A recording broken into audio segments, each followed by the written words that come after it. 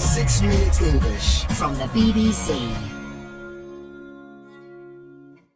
Hello, this is 6 Minute English from BBC Learning English. I'm Beth. And I'm Neil. Now, depending on how you look at it, Roy Sullivan was either the luckiest or the unluckiest man alive. Working as a US park ranger, Roy was struck by lightning on 7 different occasions and survived them all. But Roy isn't the only victim of an unpredictable natural event, sometimes called an act of God. In the last decade, an estimated 500,000 people have died globally in natural disasters such as earthquakes, tsunamis, hurricanes and cyclones. In 2023, at least 60,000 people died after earthquakes in Turkey and Syria, and things are predicted to get worse in the future due to climate change and increasing populations. So can anything be done to stop natural disasters? Or, like Roy Sullivan, should we accept that some things are beyond our control? In this programme, we'll be finding out, and as usual, we'll be learning some useful new vocabulary too. Throughout history, floods when there's too much water and droughts when there isn't enough have caused most human deaths. But with climate change, new dangers are emerging. But do you know, Neil, which natural disaster is most responsible for human deaths now? I'm not sure, but you do hear a lot about terrible earthquakes in the news, don't you? Yeah, probably earthquakes. Now, in her job as Professor of Hazard and Risk at Durham University, Lucy Easthope attends conferences to advise on planning for natural emergencies. But according to Lucy, describing disasters as natural is a mistake, as she told BBC Radio 4 programme Inside Science.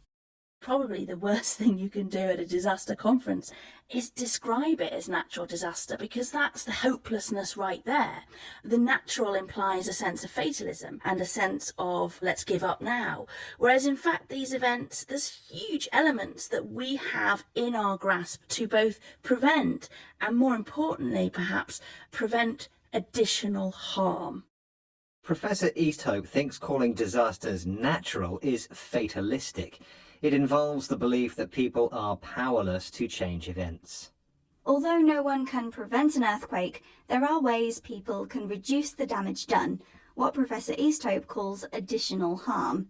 Often this additional harm, things like the spread of diseases or destroyed roads and buildings, are worse than the disaster itself. Fortunately, ways to limit the damage are within our grasp. If something is within your grasp, it's very likely that you will achieve it. It may be impossible to stop disasters from happening, but there are ways to limit the number of deaths. An earthquake in the middle of the ocean is less of a disaster than in a populated city, so one technological solution involves computers mapping geological movements to identify places at risk. But low-tech solutions can be just as effective. Bangladesh has seen a 100-fold decrease in cyclone deaths since the introduction of its new monitoring and alert system. Ilan Kalman, Professor of Disasters and Health at UCL, has been involved in the project and told BBC Radio 4's Inside Science how it worked. What Bangladesh has done is realize we cannot have 100,000 people dying in a cyclone each time. So in addition to having people on bicycles with megaphones going out and saying, look, a cyclone is coming, please get to shelter, people in the danger zones have grown up accepting that their shelters will be safe, knowing where the evacuation routes are, but most importantly, that they can return afterwards to their homes and to their livelihoods because they've built the infrastructure and they've built their jobs in order to avoid being destroyed by the cyclone. One low-tech solution involves people on bicycles shouting warnings about approaching cyclones into a megaphone, a handheld cone-shaped device that makes your voice louder when you speak into it. Once people know the danger, they can start the evacuation, moving people from a dangerous place to somewhere safe.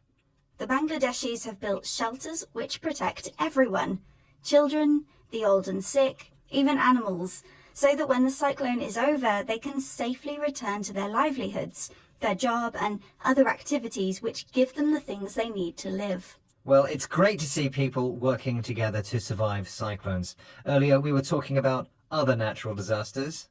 We were, and I asked you which disaster you thought caused most deaths, and you said you thought maybe earthquakes, which was the right answer, which is why these new ideas to save lives are so hopeful. Okay, let's recap the vocabulary we've learnt from this programme on natural disasters. Unpredictable events or catastrophes which cannot be controlled by humans, and which are sometimes called acts of God. Fatalism is the belief that people are powerless to change the way things happen. If something is within your grasp, it's likely to be accomplished. A megaphone is a handheld cone-shaped device that makes your voice louder when you speak into it so that people can hear you from far away. Evacuation means moving people from a dangerous place to somewhere safe. And finally, livelihood is your job or the work that gives you money to buy the things you need to live. Once again, our 6 minutes are up. Goodbye, everyone. Bye. 6 Minute English from the BBC.